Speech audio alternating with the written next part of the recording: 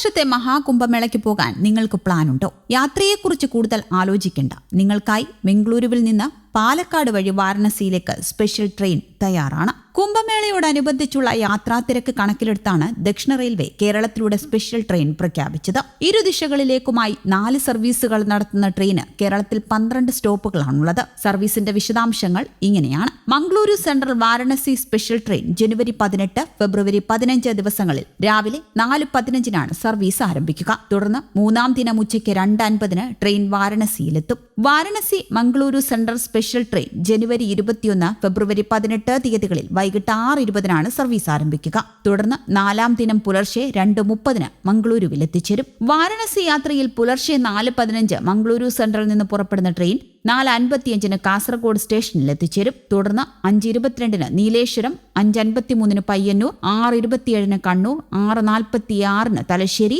7:03 വടകര, 7:57 കോഴിക്കോട്, 8:12 ഫറോക്ക്, 8:53 തിരൂർ, 10:20 ഷൊർണൂർ, 10:48 ഒറ്റപ്പാലം, 11:17 പാലക്കാട് സ്റ്റേഷനുകൾ പിന്നിട്ട് കോയമ്പത്തൂർ വഴി യാത്ര തുടരും. 3-ാം ദിനം രാവിലെ 10:25 ട്രെയിൻ പ്രയാഗ്രാജിലെത്തുക. തുടർന്ന് 2:50 വാരണസിയിലെത്തുക.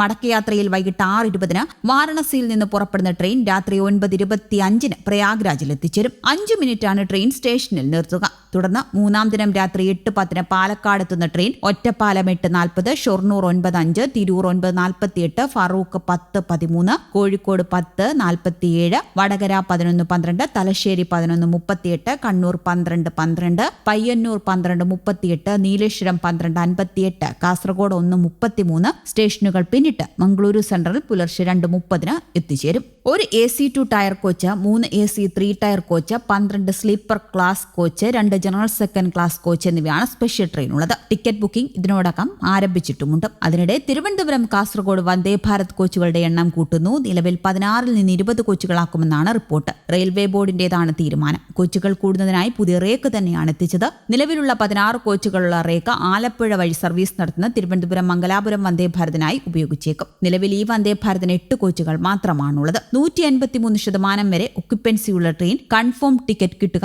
ഏറെ പ്രയാസമായിരുന്ന സ്ഥിതിക്ക് ഇതോടെ മാറ്റം വരുമെന്നാണ് വിശ്വാസം. എന്നാൽ ആലപ്പുഴ വഴിയുള്ള തിരുവനന്തപുരം മംഗളൂരു വന്ദേ ഭാരതിലെ 8 കോച്ചുകൾ 16 എണ്ണമാക്കുക, എറണാകുളം ബംഗളൂരു തിരുവനന്തപുരം കോയമ്പത്തൂർ വന്ദേ ഭാരത് സർവീസുകൾ തുടങ്ങുക എന്നീ ആവശ്യങ്ങൾ പരിഗണിച്ചിട്ടില്ല. സംസ്ഥാനത്ത് 2 വന്ദേ ഭാരത് സർവീസുകളാണുള്ളത്. രാജ്യത്ത് ഏറ്റവും കൂടുതൽ യാത്രക്കാരുള്ളതും വരുമാനമുള്ളതുമായ വന്ദേ ഭാരത് സർവീസുകളാണ് കേരളത്തിലുള്ളത്.